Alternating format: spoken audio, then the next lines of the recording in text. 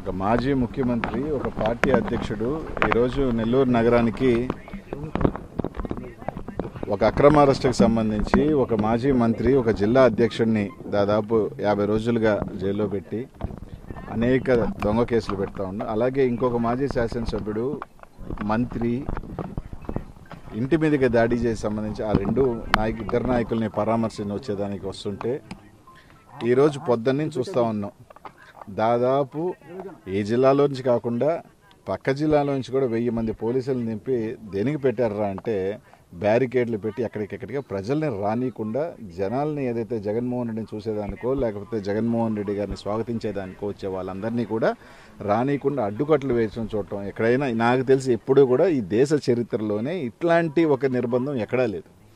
దాదాపు పోలీసు యంత్రాంగాన్ని పెట్టుకొని నిజంగా పాపం వాళ్ళే అందరికన్నా ఇబ్బంది పడుతుంది ఎవరంటే పాపం పోలీసులే.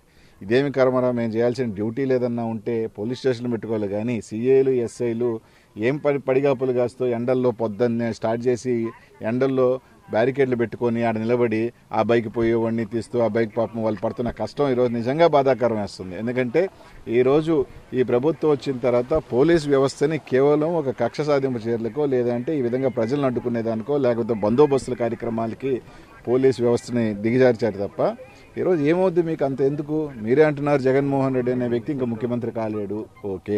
జగన్మోహన్ రెడ్డి గారికి ప్రజల్లో బలం లేదు అని చెప్తున్నారు, ఓకే. అంత చెప్పే మీరు జగన్మోహన్ రెడ్డికి బలం లేదు అని చెప్పే మీరు ఈరోజు ఇంతగా కూడా చేస్తున్నారు అంటే ప్రజలందరూ కూడా గుర్తిస్తూ ఉన్నారు. జగన్మోహన్ రెడ్డి గారు వస్తారు, తప్పకుండా ఎన్ని నిర్బంధాలు ఆపినా కూడా ప్రజలు వచ్చి తీరుతారు. ఇంకొక అరగంటలోనో 4 గంటలోనో జగన్మోహన్ రెడ్డి వచ్చి రావడం జరుగుతుంది. ప్రజలు కూడా స్వచ్ఛందంగా వచ్చి జగన్మోహన్ రెడ్డి గారు స్వాగతం పలుకటం ఖాయం చెప్పి తెలియజేస్తారు. చంద్రబాబు నాయుడు పోయాడు, అయితే వాళ్ళు ఎందుకు లబోదీపు మా మీద అక్రమ కేసులు పెట్టారని చెప్పి ఏడ్చారు చెప్పండి. అంటే మీరు పోతే ఇది మా మీద మాత్రం పెడితే ఇదే. ఈరోజు ఈ కేసుకి సంబంధించి చూస్తున్నాం, ఒకరి మేము పీటీ వారెంట్లు, ఎప్పుడు లేని పీటీ వారెంట్లు, ఎక్కడ లేని కన్ఫెషన్స్.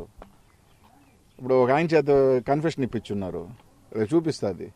అనిల్ కుమార్ యాదవ్కి ఆయనకి ఆస్తి లావాదేవాళ్ళు ఉన్నాయి, ఈ డబ్బులే పెట్టారని. 2023లో మేము క్వార్టర్ చేసామని చెప్పారు. ఆస్తులు ఎప్పుడు కొనున్నారు అంటే 2021లో. అంటే ఇప్పుడు ఇక్కడ చేసి ట్రైన్ ట్రావెల్ పోయారా? అట్టుంటాయి వాళ్ళ కేసులు, అవన్నీ కూడా ఆ విధంగా ఒక దొంగ కేసులు పెట్టే ఇది అలా ఉంటుంది. ఇది ఎట్లాంటి ఒక కన్ఫెషన్ రిపోర్ట్ తయారు చేస్తున్నారు. ఎందుకంటే ఇప్పుడు ఈ రాష్ట్రంలో అందరికీ ఈ జిల్లాలో అయితే పసిబిడ్డకు కూడా తెలుసు కారణాలు ఏవైనా కానీ నాకు గోవర్ధనానికి ఎంత రిలేషన్స్ ఉన్నాయా, ఎంత గత 5 సంవత్సరాల్లో మేము ఎంత సన్నిహితంగా ఉన్నామా లేకపోతే ఎట్టున్నా అందరికీ తెలుసు. అట్లాంటిది మేము ఇద్దరం కూర్చొని చేసామంట. దాన్ని బట్టే తెలుస్తుంది ఎట్లాంటి క్రికెట్ కేసులు కన్ఫెషన్స్ రాయిస్తున్నారు అన్నదాన్ని. అన్నిటికీ నీట్గా చెప్తారు రేపు, ఇప్పుడు కాదు.